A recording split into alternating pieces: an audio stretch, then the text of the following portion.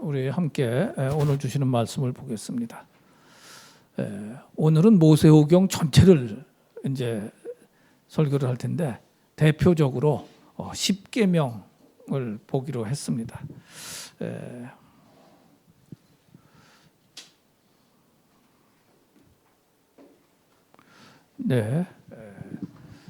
그 교독을 하겠습니다. 제가 홀수절을 읽으면은 회중이 짝수절을 함께 읽도록 그렇게 하겠습니다. 이 모든 말씀은 하나님이 하신 말씀이다. 종살이 하던 집에서 이끌어낸 주 너의 하나님이다. 너희는 내 앞에서 다른 신들을 섬기지 못한다. 너희는 너희가 섬기려고 위로 하늘에 있는 것이나 아래로 땅에 있는 것이나 땅 아래 물속에 있는 것이나 그 모양을 본떠서 우상을 만들지 못한다. 너희는 그것들에게 절하거나 그것들을 섬기지 못한다. 나 주 너의 하나님은 질투하는 하나님이다. 나를 미워하는 사람에게는 그 죄값으로 본인뿐만 아니라 3, 4대 자손에게까지 벌을 내린다. 그러나 나를 사랑하고 나의 계명을 지키는 사람에게는 수천 대 자손에 이르기까지 한결같은 사랑을 베푼다. 너희는 주 너의 하나님의 이름을 함부로 부르지 못한다. 주는 자기의 이름을 함부로 부르는 자를 죄 없다고 하지 않는다. 안식일을 기억하여 그날을 거룩하게 지켜라. 너희는 엿새 동안 모든 일을 힘써 하여라. 그러나 이렛 날은 주 너의 하나님의 안식일이니 너희는 어떤 일도 해서는 안 된다. 너희와 너희의 아들이나 딸이나 너희의 남종이나 여종만이 아니라 너희 집짐승이나 너희 집에 머무르는 나그네라도 일을 해서는 안 된다. 이는 내가 엿새 동안 하늘과 땅과 바다와 그 안에 있는 모든 것을 만들고 이렛 날에는 쉬었기 때문이다. 그러므로 나 주가 안식일을 복주고 그날을 거룩하게 하였다. 너희 부모를 공경하여라. 그래야 너희는 주 너의 하나님이 너희에게 준 땅에서 오래도록 살 것이다. 살인하지 못한다. 간음하지 못한다. 도둑질하지 못한다. 너희 이웃에게 불리한 거짓 증언을 하지 못한다. 다 함께 읽겠습니다. 너희 이웃의 집을 탐내지 못한다. 너희 이웃의 아내나 남종이나 여종이나 소나 낙이나 할 것 없이 너희 이웃의 소유는 어느 것도 탐내지 못한다. 아멘. 아멘. 네. 저희는 지난 이제 1월 말까지 창세기를 거의 9개월 동안 차분히 이렇게 함께 묵상을 하고 말씀을 들어왔습니다. 그리고 3월 말까지는 구약의 중요한 포인트들을 쭉 보면서 가고 4월부터는 말라기를 이제 한 2달 동안 강해 설교를 이렇게 할 예정입니다. 그 구약의 중요성, 10계명 들어가기 전에 이제 구약의 중요성을 좀 말씀을 드리고 싶은데요. 구약은 어떤 분들은 신약이면 되지, 예수님 오셨으면 구약이 왜 필요해? 이제 그렇게 보시기도 하는데 신약은 구약 위에 서 있어요. 구약이 없었다면은 신약이 설 근거가 없어요. 그래서 그 근거가 되는 구약을 잘 아는 것이 신약에서 예수님 말씀과 그 이후에 사도들의 말씀을 이해하는데 근거가 됩니다. 그래서 굉장히 중요하고요. 다음에 신약은 뭘로 구성되어 있느냐? 보시는 것처럼 하나님의 약속들과 명령들. 성경 전체가 어찌 보면 하나님의 약속과 명령이에요. 근데 특히 구약은 하나님의 약속들과 명령들로 구성되어 있고 그 중에 또 하나님의 예언들이 많이 들어가 있습니다. 그래서 이것들이 나중에 다 예수님도 인용을 하시고 사도 바울도 인용을 하고 그러면서 풀어서 설명을 해주죠. 3번은 조금 더 설명이 필요한데요. 구약은 언약의 역사이고 언약 파기의 역사예요. 하나님이 그 작다는 것이 조금 어폐가 있지만 아담에게부터 언약을 주세요. 창세기 3장 소위 말하는 그 원시복음이라고 하는 창세기 3장 15절 그리고 24절 부활에 대한 언약, 이 모든 것들이 다 하나님이 인간에게 일방적으로 주신 그런 언약이거든요. 언약은 약속인데 유언과 같은 개념을 갖는 거예요. 변개할 수가 없고 한번 주어지면은 그거는 바꿀 수 없는 것들이에요. 그리고 언약은 특히 하나님이 일방적으로 주십니다. 우리가 보통 약속을 하면은 둘이 서로 약속을 하는데 언약은 하나님이 일방적으로 주세요. 그래서 이 아담에게도 언약을 주셨고 그랬지만 사실은 이제 노아의 홍수 때 이 사람이 다 죽고 노아 가족만 남았으니까 노아에게 다시 또 언약을 주세요. 노아 언약이 있고 굉장히 중요하죠. 지난번에 이홍주 목사가 이제 초청 설교자로 와서 너무 은혜롭게 이제 그거를 설명을 해주셨는데 그러고 나서 제일 중요하게 보는 언약들 혹은 많이 아는 것들이 소위 말하는 3대 언약이라고 그러죠. 아브라함에게 주신 땅과 민족과 나라와 이런 것들을 주리라 하는 언약. 그 다음이 오늘 이제 보게 될 모세 언약이에요. 10계명을 포함해 가지고 그 율법 이 모든 것들이 또한 약속이거든요. 그래서 모세 언약. 그 다음에 쭉 그 언약들이 작은 언약들이 가다가 다윗 언약이 있습니다. 다윗 너의 대가 영원히 서리라 이렇게 말씀하시는 다윗 언약이 있거든요. 여하간 구약은 한쪽 어떤 시각으로 볼 땐 언약의 시각으로 보면은 구약이 많이 이해가 돼요. 그리고 하나님은 지속적으로 언약을 주시면서 하나님은 그 약속에 충실하세요. 성실하시고 왜 우리 신실하다는 말씀 하잖아요. 하나님은 스스로 베푸신 언약에 신실하신데 인간들은 그것들을 따라가지 못하고 자꾸 타락을 해가요. 그래서 언약에서 멀어지는 것, 결국 하나님으로부터 계속 멀어지다가 이제 남유다의 멸망으로 일단은 공식적인 하나님의 백성 국가는 일단 사라집니다. 그리고 그 예수님 오시면서 새 이스라엘로서 우리가 믿는 자로서 다시 하나님 나라를 이제 만들어가고 있는 거죠. 지금도 만들어가고 있습니다. 그래서 이 구약은 점진적이고 지속적인 타락의 역사다. 이렇게 이해를 하면 돼요. 구약 어떤 사람이 이런 얘기합니다. 아니 다윗이 아내가 몇이었는데 구약의 지도자들은 전부 여자가 많던데 그러면 그 훌륭한 다윗이 여러 여자를 거느렸으면 나도 거느려야 되는 거 아니요? 그게 전형적으로 구약을 잘못 보는 거예요. 나중에 말씀드리지만 하나님은 아담을 위해서 하와 이브 한 명만을 만드신 거예요. 그러나 인간들이 나중에 권력을 이용해 가지고 잘못된 길로 가기 시작했던 거죠. 그래서 구약을 이렇게 해석할 때 이 몇 가지를 기억을 하시면은 오류에 빠질 확률이 좀 줄어들어요. 네 번째 이제 중요한 건 뭐냐면 영적 전쟁의 교과서라는 거예요. 구약에 나타난 수많은 사건들, 다시 말하면 하나님은 언약에 신실하신데 인간이 자기 욕심과 사단의 거짓말에 속아가지고 지속적으로 타락을 해나가거든. 그 과정이 쭉 기록되어 있기 때문에 그 모든 과정이 결국 영적 전쟁을 치러 나가는 거예요.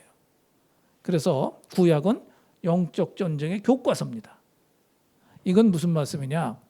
6번에 있는 거를 미리 말씀드리면 더 좋아요.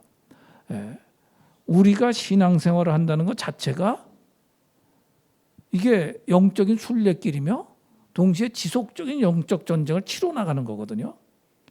근데 구약에서 이게 영적 전쟁의 텍스트이기 때문에 실제적인 예들이 굉장히 많이 나오는 거예요. 왕들이 어떤 실수를 했고 뭐 하나님의 사람들이 어떤 실수를 했고 이것들이 케이스 모음집입니다. 일종의. 그래서 우리가 신약의 여러 가지 이제 가르침을 잘 배워야 되지만 우리 삶에서 영적 전쟁을 겪어 나갈 때 구약에서 이와 비슷한 케이스가 어디에 있었지를 찾아보면은 대부분 있어요. 대부분. 그리고 그때 하나님이 어떻게 그걸 해결해 주셨는지, 사람은 어떻게 반응을 했고 어떻게 성공했는지 어떻게 실패했는지를 보면은 우리가 영적 전쟁을 대처할 때 굉장히 큰 참고가 됩니다. 동시에 5번을 말씀드리면은 구약에서 나오는 큰 메시지는 뭐냐? 하나님은 결국 심판하신다는 거예요. 그러면서 구약의 역사 동안에 심판을 계속 하세요. 심판을 받습니다. 이것이 없으면 공의의 하나님이 아니죠. 하나님은 불의를 그냥 넘어가시는 게 아니에요. 용서하실 때에도 우리의 죄를 용서하실 때도 우리의 죄값 대신 예수 그리스도의 피값을 받으시고 우리를 용서해 주시는 거예요. 그러니까 그냥 용서받는다, 거저 용서받는다, 이건 굉장히 잘못된 개념입니다. 하나님은 모든 것을 다 심판하세요. 다만 한 가지 예외는 뭐냐?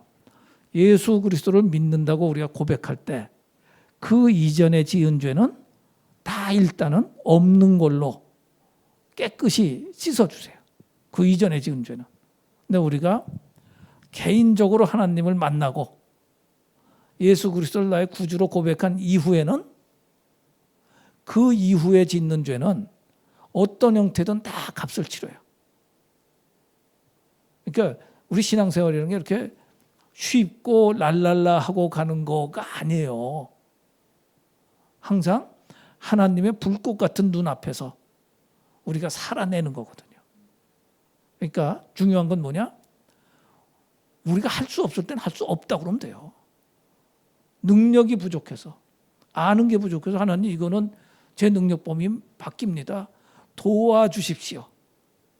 그렇게 하는 게 하나님께 칭찬받는 자세지, 할 수 없는데 할 수 있는 척하는 거, 죄성이 끌어오르는데 마치 죄성이 없는 척하는 거, 이런 것들은 전부 위선이 되고, 예수님도 그러셨고 하나님도 제일 싫어하는 게 위선이에요. 착한 척하는 거, 의로운 척하는 거. 그래서 심판의 하나님, 구약에서는 심판의 예가 무지하게 많이 나온다. 마지막 이제 7번은 조금 신학적인 얘기지만 구약은 신약으로 해석이 됩니다. 그래야 완전한 해석이 와요. 안 그러면은 구약 자체로서는 우리가 도저히 해석할 수가 없어요. 그대로. 그래서 신약이 구약을 해석을 해줍니다. 정확한 의미를 부여해줘요. 신약이. 그래서 구약을 잘 알아야 되는데 그러려면 신약을 잘 알아야 돼요. 결국 다 잘 알아야 돼요. 네, 그래서 구약이라는 것은 이런 것이다 하는 것을 가지고 이제 모세 오경에서 나오는 몇 가지들을 보겠습니다.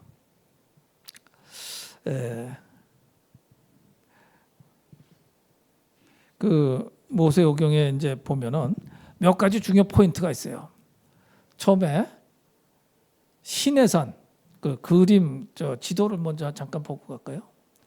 지도를 보시면은 저 고센 땅 람세스에서 출발해 가지고 숲곳을 거쳤고 아마도 어딘가 비하히롯이라는 데가 있었는데 거기서 홍해가 갈라지는 사건들이 있어요.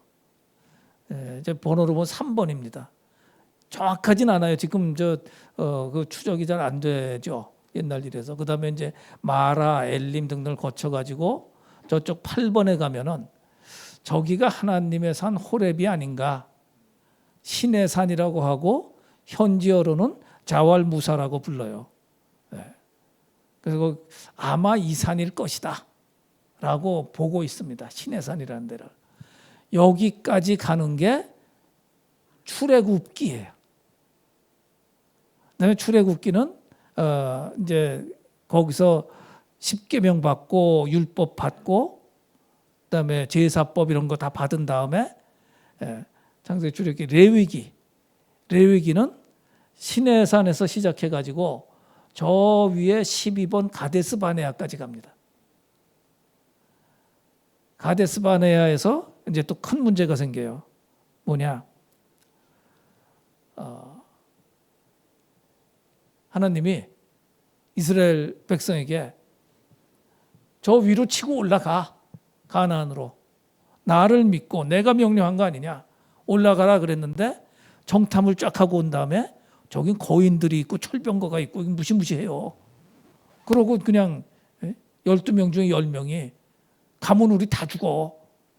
이래가지고 그냥 울고불고 난리를 치면서 이스라엘 민족이 하나님의 명령에 뭐예요? 불순종, 거부를 한 거지. 그래가지고 저기까지 가가지고 40년을 헤맵니다. 저 근처에서. 40년을 헤매요.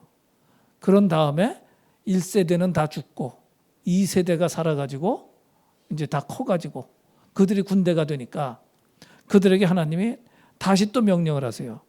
이거 이 민수기 민수기 쪽을 이제 민수기는 그래가지고 어디까지 가냐면은 거기서 출발해가지고 이 다시 이렇게 삥 돌아서 올라가요. 에돔을 형제 나라니까 이제 이랬잖아요. 좀 우리 당신네 나라를 좀 지나가게 해주세요. 가다가 물 떠먹으면 물값도 낼 거고 먹는 거 값 다 내고 그럴 테니까 길로만 좀 해주세요. 그랬더니 에돔이 안 돼.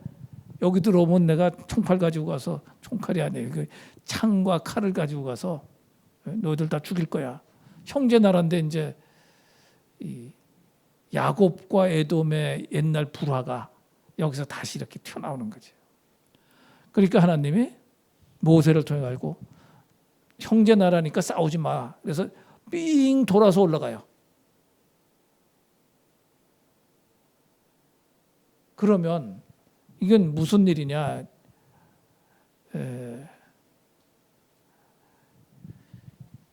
여기서 호르마 이쪽으로 해서 올라가라고 그럴 때 처음에 못 올라가겠다고 이제 그랬거든요. 그랬더니 모세를 통해 가지고서 니들 말이야 이제 야단을 치셨다고 그랬더니 이스라엘 백성이요. 큰 그림이니까 이걸 생각하면서 모세오경 읽으시면은 훨씬 이제 쉬워집니다. 그 이스라엘 백성이 하나님한테 야단을 맞고 나서 울고불고 하면서 우리가 잘못했습니다. 이제 치고 올라갈게요. 근데 하나님 모세를 통해서 아니야, 하나님이 널 떠나셨어. 올라가지 마. 그랬거든. 그런데도 불구하고 머리를 빳빳이 하고 또 올라갔어.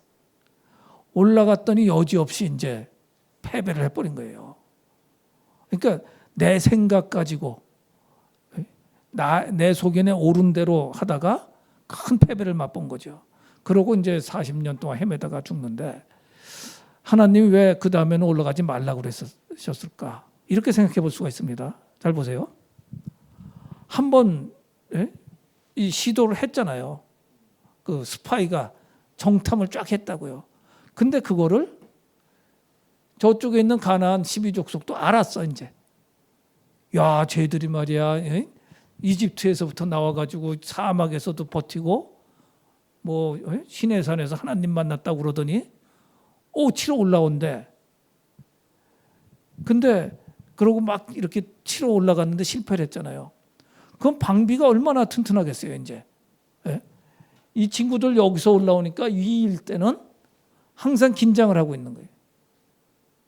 그러니까 하나님이 어떤 전략을 이제 40년 뒤에 펼치시냐. 생각하지 못한 데를 치는 거예요. 쫙 올라가서 요단강 건너로 치는 거예요. 이게 현대에 와서 살아난 게 뭡니까? 노르만디 상륙작전, 인천 상륙작전이 이거예요. 이미 하나님이 그때 하신 전술을 메가더도 배운 거고 또 노르만디가 아이젠하우인가요? 거기도 배운 거고 그래서 그거를 살려갖고 또 한 거죠. 그래서 하나님이 하라고 그러시는 거는 우리가 이해가 안 돼도 그대로 가는 게 가장 그 지혜로운 거예요. 근데 우리의 죄성은 하나님이 안 보이니까 우리가 똑똑한 것처럼 이제 자꾸 착각을 하는 거지. 십계명을 다시 말씀을 드리겠습니다. 십계명을 좀 보십시다.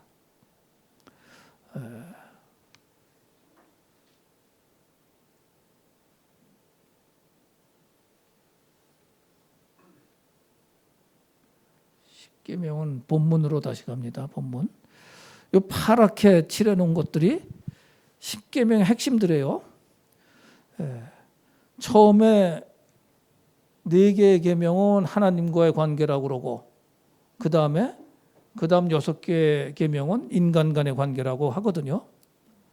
그런데 이 중에 십계명 중에 제일 지키기 어려운 게 어떤 걸까요? 성을 밝히는 사람은 7계명이 참 어려울 거예요. 도벽이 있는 사람은 8계명이 어려울 거예요. 말로 살살 거짓말하는 사람은 9계명이 어려울 거예요. 그런데 잘 생각해 보세요. 10개의 계명 중에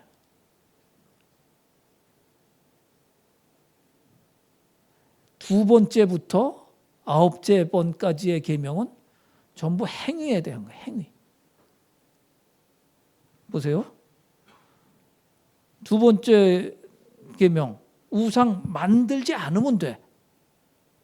그럼 된 거예요. 이거는. 세 번째, 하나님의 이름을 함부로 하지 않으면 돼.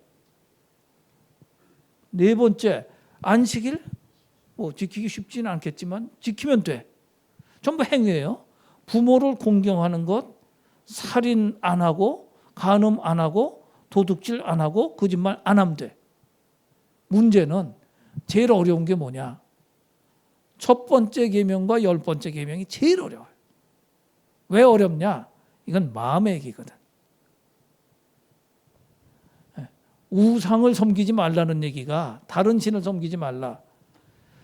요즘 현대 우상 제일 큰 우상이 뭐예요? 돈이에요, 돈. 그럼 돈 벌지도 말라 그런 얘기 아니잖아요. 그건 너무 어린애들 얘기고. 무슨 얘기예요? 돈이 하나님이 되면 안 된다는 게 내 속에서. 돈만 있으면 뭐든지 다 할 것 같다든가. 돈을 버는 게 인생의 목표라든가. 이러면 안 돼. 돈은 중요한 수단입니다. 잘 관리하고 성실하게 벌고 그래서 잘 쓰는 그러기에 아주 유용한 수단이에요. 근데 그게 하나님이 되어버리면 안 된다는 거예요. 내 속에서. 명예가 하나님이 돼도 안 돼. 나 자신의 자존심, 자아 이게 하나님이 돼서도 안 된다는 거예요. 근데 우리가 죄인이기 때문에 곧잘 그렇게 되는 거예요. 우리 속에서. 그래서 1계명이 너무너무 어렵고 그래서 맨 처음 나온 거예요. 10번째 계명. 탐심에 대한 말씀하세요. 탐심. 탐심은 뭐냐? 남의 거를 내 거 만들고 싶은 마음이야. 남이 서울대 갔어. 내가 가야 되는데 말이야. 저거 그냥 남이 거울아 그랬더니 제가 더 이쁘대. 내가 더 이뻐야 되는데. 내가 갖고 싶었던 명품을 나는 돈이 없어 못 사는데 쟤는 톡톡 사서 막 들고 다니고 하고 다녀. 이게 탐심이에요, 이게. 그러니 우리가 이 탐심의 죄를 얼마나 많이 짓고 있겠어요. 얼마나 많이. 제일 어려운 겁니다. 하나님은 마음속에서부터 탐심을 갖지 말라고 그래요. 마음속에서부터. 그래서 너무너무 어려운 겁니다, 이게. 물론 예로 든 거 보면 좀 이상하죠. 이웃 집을 탐내지 말라, 이웃의 아내를 탐내지 말라, 종들을 탐내지 말라 이러지만 결국은 탐심을 말씀하시거든. 우리 마음에. 그러면은 이 10번째 계명을 지키려면 어떻게 해야 됩니까? 하나님을 철저하게 신뢰하면 돼요. 때가 되면 내게 필요한 모든 것을 공급해 주신다, 하나님이. 그렇게 믿고 하나님께 구하면 공급해 주시는 하나님을 체험을 합니다. 체험이 없이 그냥 하나님이 다 주셔 이러면은 위선 떠는 것이 거짓말이 돼요. 근데 정말 하나님이 주실 것을 믿고 구했을 때 그리고 왜 필요한지를 하나님 앞에 잘 아뢰고 그것이 하나님을 설득할 만한 이유가 있을 때 분명히 하나님이 약속대로 다 주시거든. 그러니까 어떤 게 문제가 되느냐? 우리가 필요한 거를 넘어서 구하고 우리가 써야 될 거 이상을 구하고 이러는 게 탐심이 되고 그거는 구하지 말란 얘기예요, 하나님이. 갑자기 집사님이 내가 트럼프처럼 미국 대통령 되고 싶어. 이런 거 구하지 말라는 거죠. 대통령에서 뭐 할 건데? 그러니까 과욕을 부리지 말라. 필요치 않은 걸 구하지 말라. 샘내지 말고 시기 질투도 하지 말고 비교도 하지 말라. 내가 필요하면 다 준다. 뭐가 필요한지 하나님 내가 다 알아. 그런데 구해 그럼 줄게. 왜? 우리 애기들 키울 때 엄마 이거 줘 그러면 주잖아요. 근데 어떤 때는 이렇게 갖고 있으면서 숨기기도 하고 달라고 그럴 때까지 기다리기도 하고 하나님이 좋은 하나님이 돼가지고 가끔 우리랑 이렇게 플레이 논다고 그러죠. 같이 그런 거 하실 때도 있어요. 또 어떤 때는 하나님이 유머를 이렇게 유머러스하게 얘기하실 때도 있어요. 그러니까 하나님을 여러 특성이 있기 때문에 하나님을 잘 알아야 돼. 괜히 삐지는 것도 하나님이 잘 모르는 거고 분노하는 거는 특히나 하나님을 오해하기 때문에 분노를 해요. 자, 오늘 말씀을 일단 정리를 하겠습니다. 이거 다 말씀드렸고 십계명 받고 모세는 십계명 받고 있는데 밑에서 금송아지만 만들고서 띵까띵까하고 놀고 있었던 아론. 근데 아론을 대제사장으로 이렇게 하나님을 세우시거든요. 왜냐? 전부터 그렇게 하기로 하셨기 때문에 그래요. 그러니까 아마 그때 그 금송아지 사건을 주도했었기 때문에 성경에 기록되지 않은 엄청난 이제 꾸중을 들었을 거예요, 아론이. 그러나 하나님 계속 쓰시기로 하셨기 때문에 계속 쓰시는 거죠. 가데스바네아의 반란 그리고 가데스바네아 출병. 요거 하나만 더 보탤게요. 출병할 때 아까 올라갔던 이제 그 지역에서 다시 시작이 돼. 지도가 앞에 있었죠.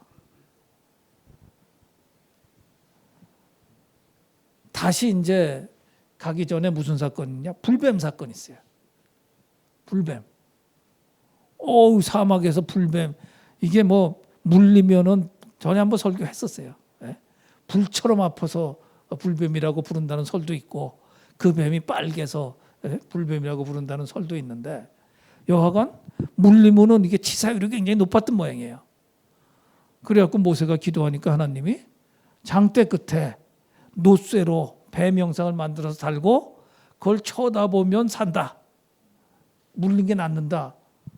그러니까 그런 농담이 어디 있어? 이러고서 안 쳐다본 자들은 다 죽었어요. 그걸 쳐다본 자들은 다 나았어요. 이게 뭐를 테스트하신 것이냐? 너희들의 이성으로 말이 안 되는 것 같을지라도 하나님의 분명한 명령이라고 확신될 때 순종하느냐, 순종하지 않느냐의 문제예요. 거기서 순종을 했기 때문에 광야 2세대가 가나안 정복 전쟁의 주역이 되는 거예요. 그때 말도 안 돼 이러고서 안 쳐다본 자들은 그때 또 죽은 거야. 이게 우리 지금 신앙생활에서 굉장히 중요합니다. 일단은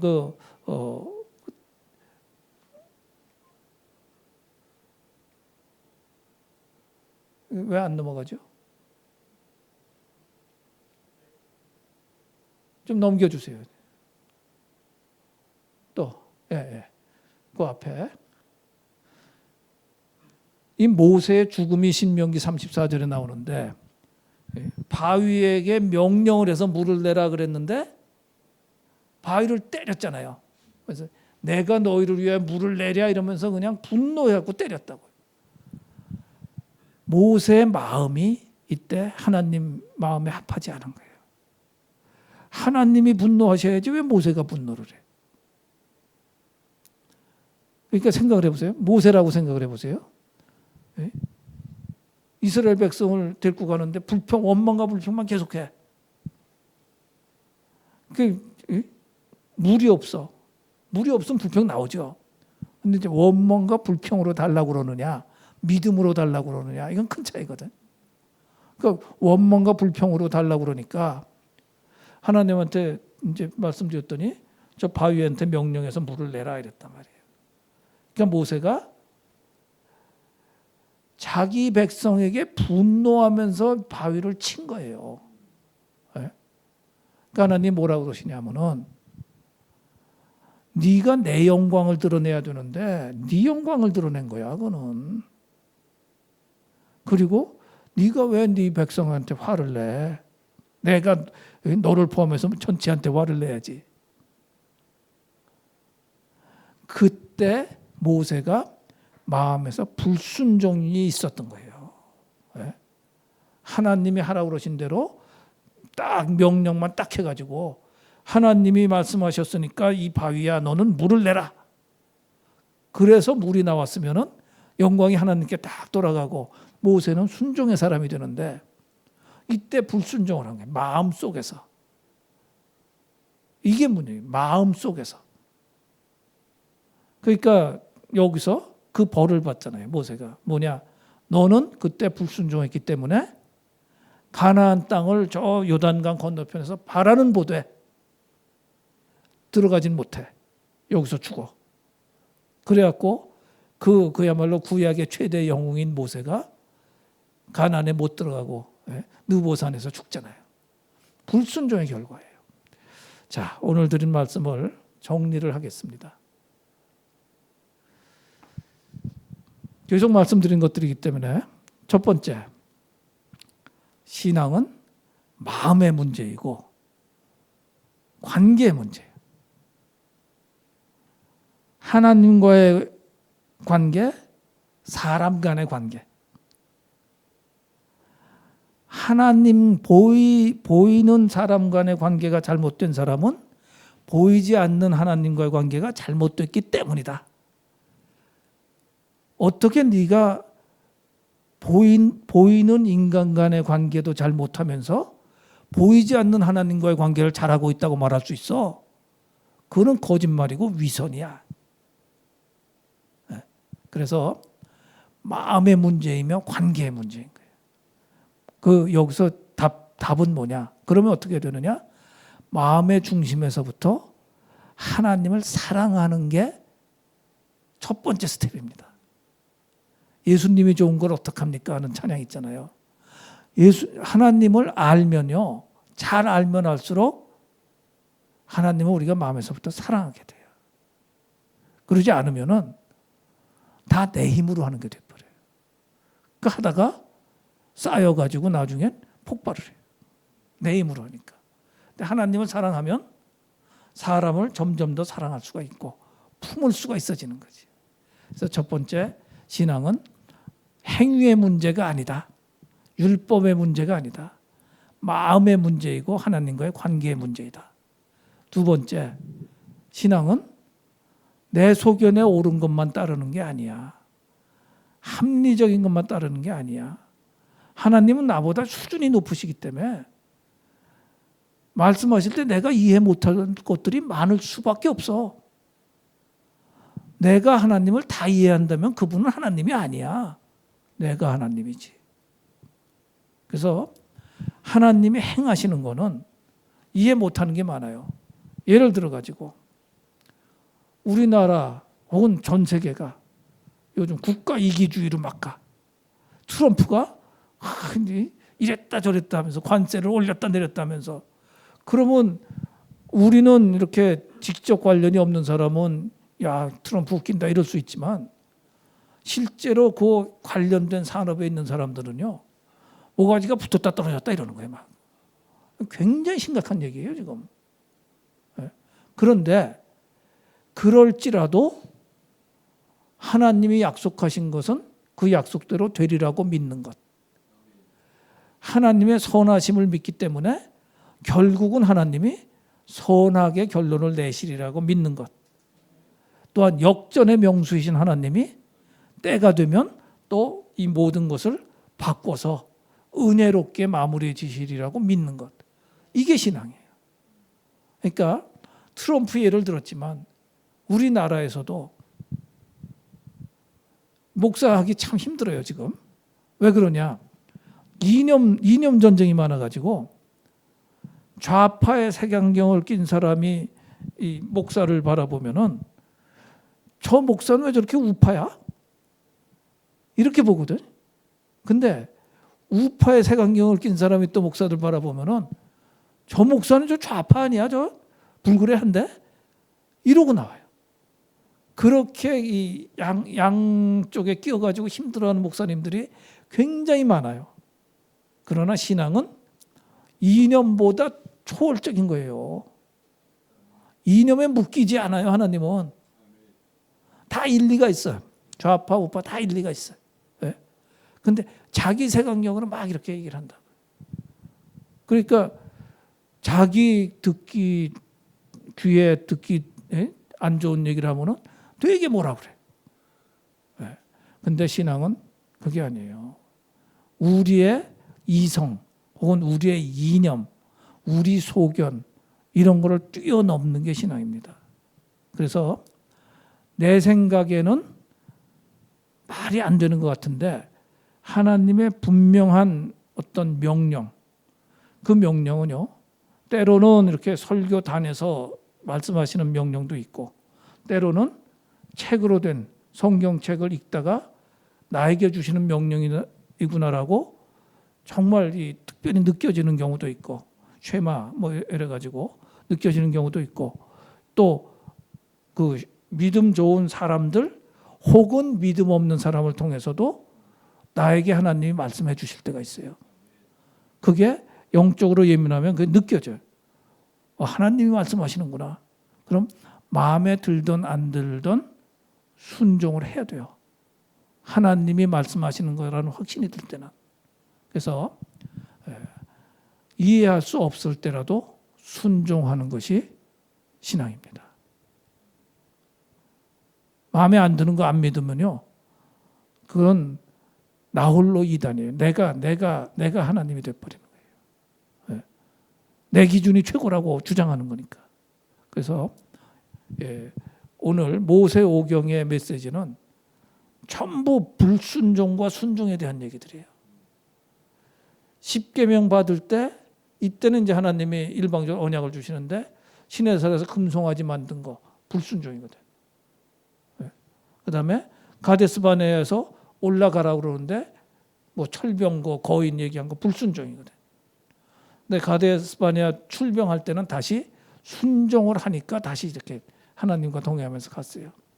모세가 벌 받은 것도 불순종 하나 때문에, 그러나 중요한 불순종 때문에 하나님의 영광을 가리는 그것 때문에 가나안에 못 들어가는, 정말 모세가 얼마나 안타까웠을지 정말 우리가 생각을 해보면 짐작이 좀 갑니다. 그래서 우리 믿음 생활에서 하나님과의 관계를 바르게 하자.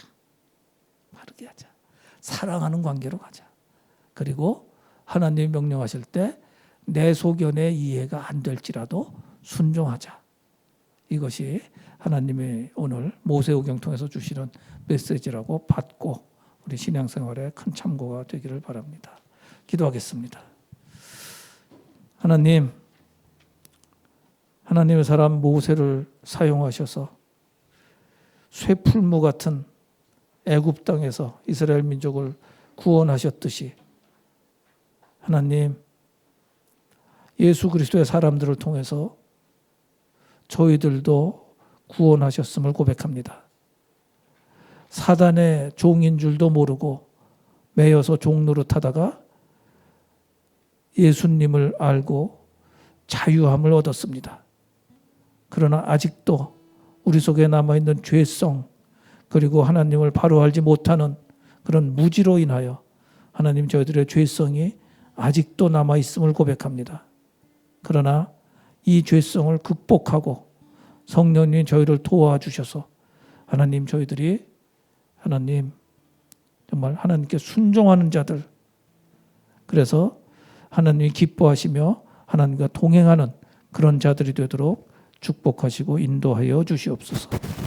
예수 그리스도 이름으로 감사하며 기도하였사옵나이다.